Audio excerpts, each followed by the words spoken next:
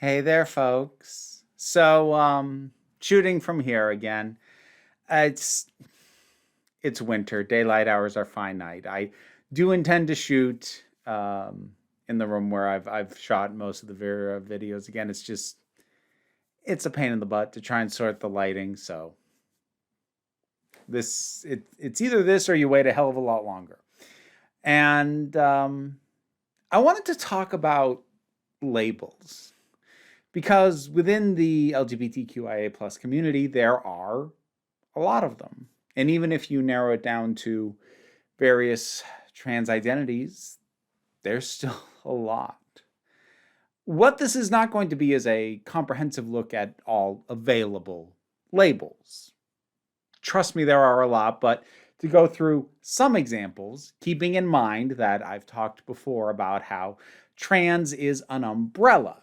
Any identity where you identify in terms of your gender as something other than what you were assigned at birth is a trans identity. Not everyone will necessarily call themselves trans, but the simple truth is it doesn't say demigender or non-binary or gender fluid on your birth certificate. So while I at present do not identify as a trans woman, I am trans femme gender fluid, and I do consider myself to be quite trans. But there is a mess of labels. I've already said some. Gender fluid is the one that I have had for a while now, about over 8 years now. I think I've been identifying as gender fluid. Um, Before that, the main one that I used was crossdresser because I uh, I thought I was a cis man who just liked to dress. And I don't want you to take my chuckling or laughing at that as laughing at the very notion. That is a thing that can and does happen, but you know, it's funny to think that I thought that's what I was for as long as I did. But part of the reason I want to talk about labels is that they are both a benefit and a hazard for those who are trying to find themselves and trying to figure out what they are. I feel like in many ways things have gotten better with this than, when I was struggling with labels over a decade ago. But there are still traps. When I was younger, I used to kind of rail against the idea of labels for things like sexuality and gender identity at all. I mean, partially out of that sort of heady, smart thinky person thing, like, oh, well, let us not reduce to labels. That cannot encompass the whole of the human experience. And, like, yeah, that's true. But also, I have my head up my ass a little bit. The thing is, labels are in many ways a little bit of a reduction of a complicated idea. Honestly, words at all are. No single word can encompass your full life's experience of your sense of self and your gender. But the labels can help give people an idea of this kind of thing. So that's part of the reason for labels, to be a guide for other people to help understand you, because shared language is how we bridge that gap of how complicated our own inner experience is, trying to relay that to someone else who has their own complicated inner experience. But language is imperfect, and so are labels. I've watched over the last 20 years or so of my life as more and more labels have been added. And for a time, even as I was watching that happen, I didn't see again, a ton of value in it. I identified it as a crossdresser because it was shorthand that people understood.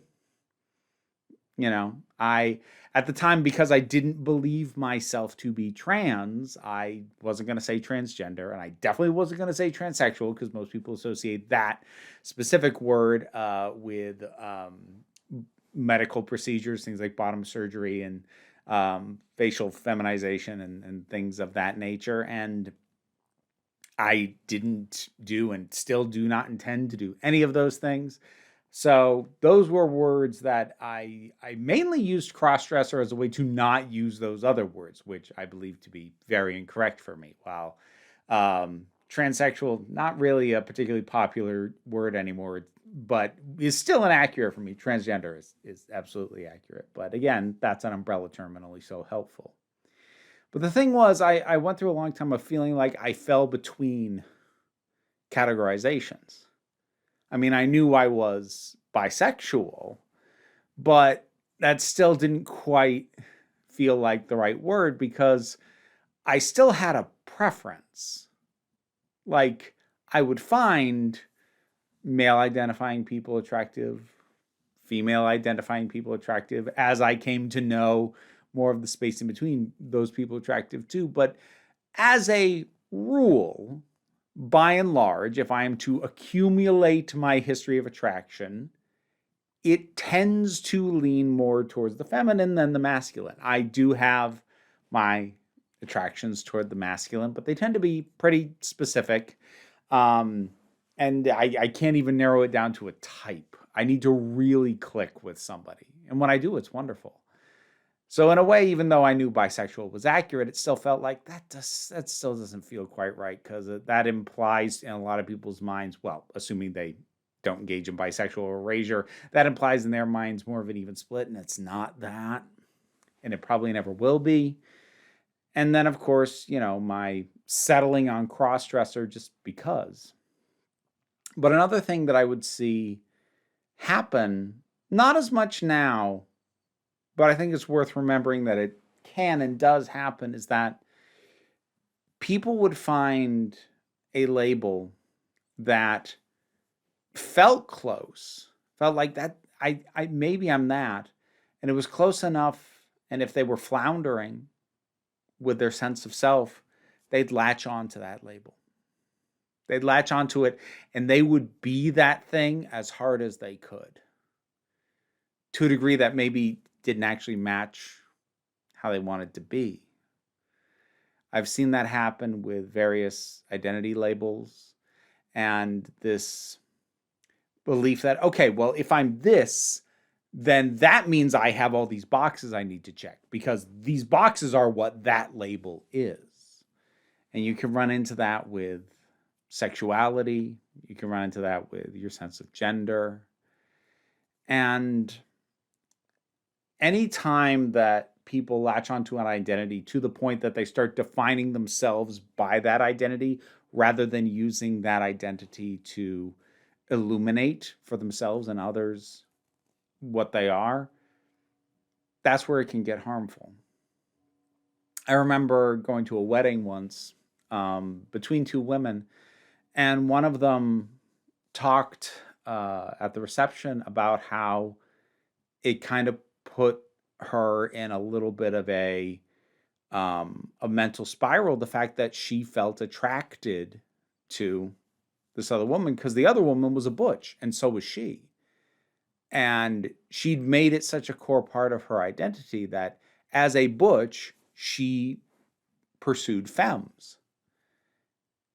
And thinking on it, it felt like such a silly reason to have minor, low key, but a little bit of an identity existential crisis and potentially not pursue a person who you love simply because it doesn't fit the labels you've assigned to yourself.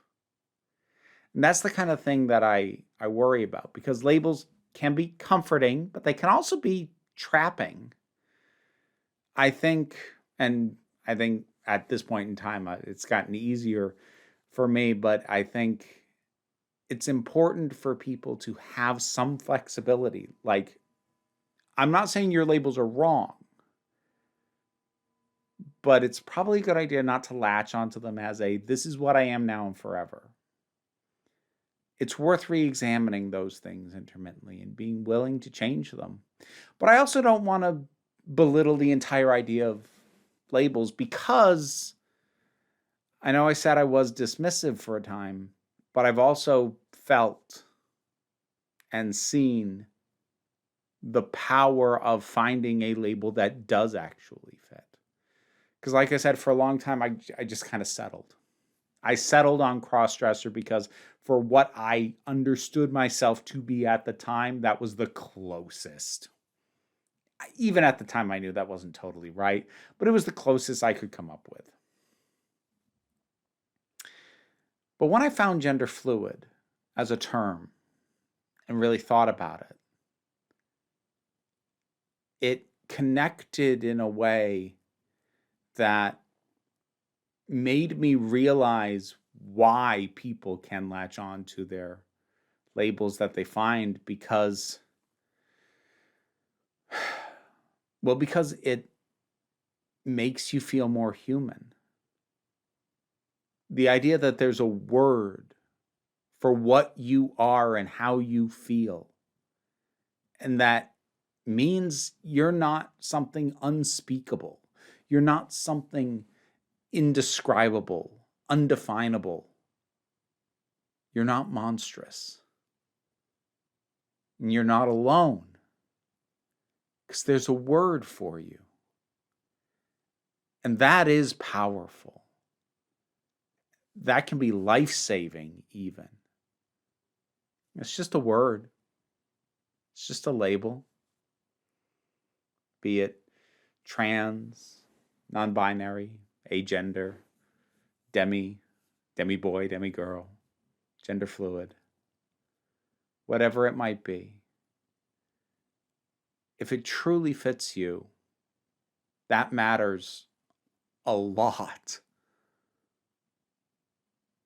But just be careful about letting it give you guidance, but not become the sole way that you define yourself going forward. Because even when we have figured out who we are, we also change. Even after adopting gender fluid for a long time, I still said I was okay with he, him pronouns. Until I decided, no, actually, those feel wrong. I changed. My feelings changed. It wasn't like I'd been in denial for all those years that, when I said, oh, no, any pronouns are fine. And it wasn't like I was in denial over the idea that, secretly I knew he, him was bad, but I was just saying that, no, it was okay, but it changed. I changed. You will change.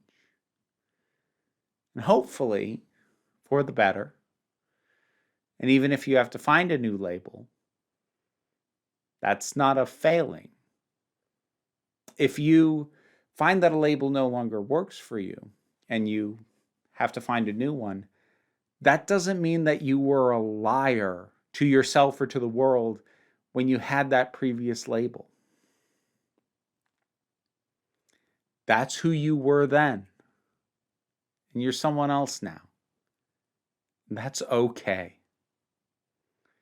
I just wanted to share those thoughts with you. Kick off the new year with something sweet before we get back into the adult toy reviews. Because yes, some more of those are coming. But I hope that this is as good a year for you as it can be. And with that in mind, I hope that you remember that you are beautiful, you are valid, and you are loved.